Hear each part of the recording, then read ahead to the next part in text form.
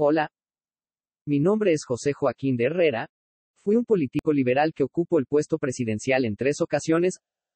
A continuación te hablaré de los aspectos más importantes de mi vida. Nací en Veracruz el 23 de febrero de 1972 y me bautizaron el mismo día con el nombre de José Joaquín Antonio Florencio. Mi padre se casó 3 veces, lo que resultó en que tuviera demasiados hermanos. Seguido de la muerte de mi madre nos asentamos en Perote, donde pasé mi adolescencia y en donde mi padre se casó de nuevo y administraba una casa de correos. Mi historia comienza en 1809, cuando me enlisté como cadete en el regimiento de la Corona y aproximadamente en 1811 alcancé el grado de capitán.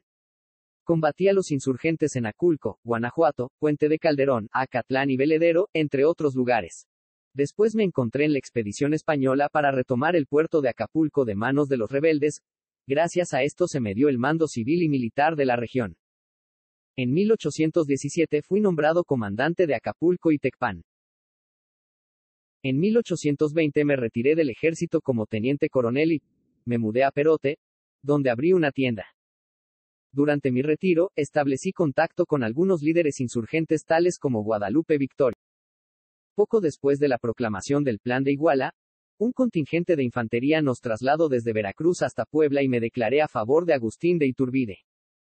Donde los oficiales me ofrecieron el mando, claramente accedí y nos añadimos a la guarnición del fuerte de San Carlos.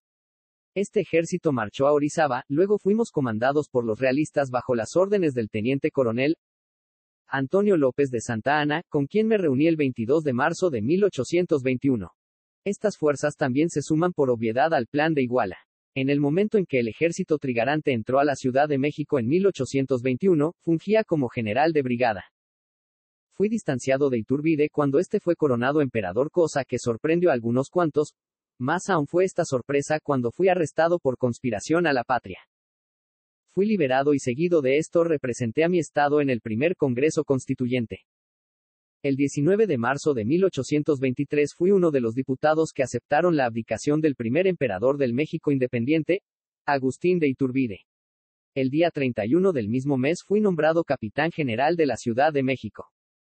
En el nuevo gobierno, encabezado por el general Guadalupe Victoria, mi labor fue de ministro de guerra desde 1823 a 1824, administración en la que me dediqué a mejorar las armas de la infantería y ordené un nuevo modelo de silla de caballería. En abril de 1823 sugerí añadir a la bandera nacional la figura de 2 ramas, una de encino y otra de laurel, que siguen figurando en el símbolo patrio. El 17 de abril de 1826 contraje matrimonio en Córdoba, Veracruz, con una mujer de nombre María Dolores Alzugaray, con quien tuve a mis 2 hijos. Volvería a ocupar el puesto de guerra en 1833 con el nuevo presidente, Antonio López de Santa Anna, el cual, a decir verdad, nunca fui adepto. Ahora, te hablaré de la primera vez que tuve la oportunidad de estar en el puesto presidencial, no por voluntad sino más bien porque se requería. En el año de 1844, el general Valentín Canalizo, presidente del Consejo de Estado, fue nombrado presidente interino de México en reemplazo de Antonio López de Santa Anna. Canalizo, sin embargo, no se encontraba en la Ciudad de México en el momento de su nombramiento, sino en San Luis Potosí, por lo que fui designado presidente interino para sustituirlo mientras llegaba a la capital. Serví del 12 al 21 de septiembre del año de 1844. En mi breve administración de 9 días, precedí la famosa celebración del Día de Independencia. En 1844 entregué el poder a Canalizo y me retiré, pero a la caída de Santa Anna fui elegido otra vez presidente de México y ejercí en el poder del 6 de diciembre de 1844 al 30 de diciembre de 1845. Llamé a una serie de personajes centralistas y federalistas para incluirlos en mi gabinete y para otorgarles ciertos cargos relevantes en el nuevo gobierno, pues no teníamos una necesidad de centralistas ni liberalistas, ni mucho menos de idealistas, necesitábamos a México. Durante esta administración la República de Texas se anexó a los Estados Unidos. Junto con el Senado rompimos relaciones con el país vecino el 28 de marzo de 1845 y di las órdenes para que se enlistasen las tropas y prepararse para la guerra.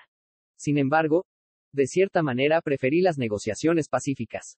Claramente, que no haya ido a la guerra fue motivo suficiente para que los seguidores de Santa Anna se amotinaron el 7 de julio de 1845. Yo y 3 miembros más de mi gabinete fuimos secuestrados por los rebeldes. Sin embargo, la autoridad puede más que la ignorancia y logra imponerme ante los rebeldes. Lamentablemente las situaciones difíciles no paraban. Los Estados Unidos reclamaban territorios de México que no eran parte de Texas, tales como Tamaulipas, Coahuila, Chihuahua y Nuevo México al otro lado del Río Grande. Cuando los estadounidenses enviaron tropas a los territorios en disputa, un pelotón fue capturado por el ejército mexicano el 29 de marzo de 1846. El 13 de mayo de ese mismo año, el Congreso de Estados Unidos declaró la guerra a México en NBSP. Con mucha dificultad pude reunir una fuerza de 6,000 hombres, que fue puesta bajo las órdenes del general Mariano Paredes y Arrillaga y enviada al norte para combatir a los estadounidenses. Paredes llegó a San Luis Potosí, pero en lugar de marchar hacia el norte para luchar con los invasores, en diciembre de 1845 volvió a la capital y derrocó mi presidencia. Al final, renuncia ella el 30 de diciembre de ese año. Como sabrás, me tocó gobernar en uno de los periodos más trágicos de la historia mexicana. En la guerra entre México y Estados Unidos mi papel consistió en sustituir a Antonio López de Santa Anna como comandante del ejército, tras la batalla de Huamantla del 9 de octubre de 1847. 3 días después, el general estadounidense Joseph Lane se abrió camino entre las tropas en Puebla y cercó la Ciudad de México. El 30 de mayo de 1848, después del fin de la guerra mexicano-estadounidense, fui elegido nuevamente presidente, pero, por obviedad, rechacé el cargo. Una comisión del Congreso me visitó en mi domicilio en Tacubaya para intentar persuadirme diciéndome que si declinaba la oferta podría resultar una guerra civil. Acepté, y como Ciudad de México estaba en manos de los estadounidenses, establecí el 2 de junio de 1848 el gobierno provisional en Mixcoac. Serví hasta el 15 de enero de 1851. Durante mi tercera administración el gobierno enfrentó numerosos problemas y contratiempos. México estaba en una condición económica precaria y miserable, con los bandidos controlando las carreteras y caminos.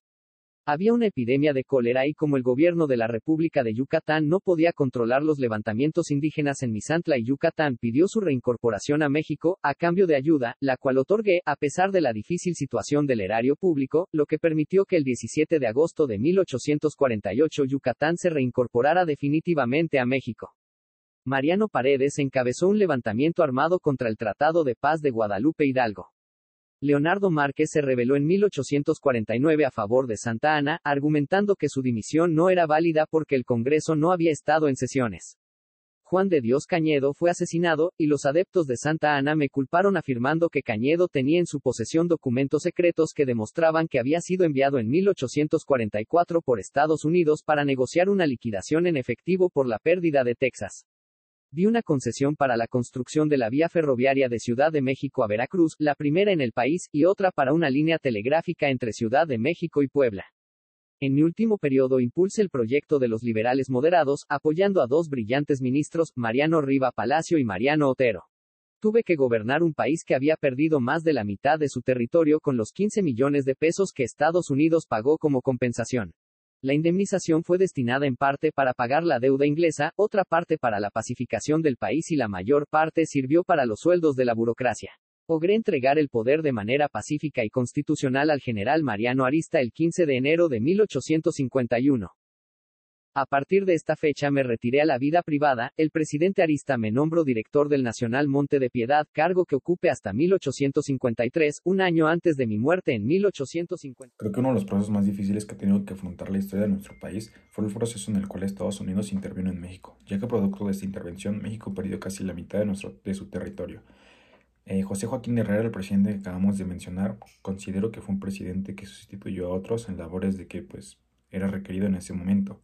Debido a esto, considero que el gobierno de José Joaquín de Herrera no fue un gobierno bueno ni malo, únicamente fue un gobierno en el cual José Joaquín de Herrera cumplió con su labor, a veces de manera no oportuna, a veces de manera de la cual se requería, y haciendo sus trabajos o sus aportaciones no a gran escala. Como revisamos, fueron aportaciones que tal vez no tengan mucha trascendencia hoy en día, pero considero que su gobierno fue hasta cierto punto honrado debido a que nunca escuchamos temas relacionados con la corrupción o con algún tipo de cosas por el estilo.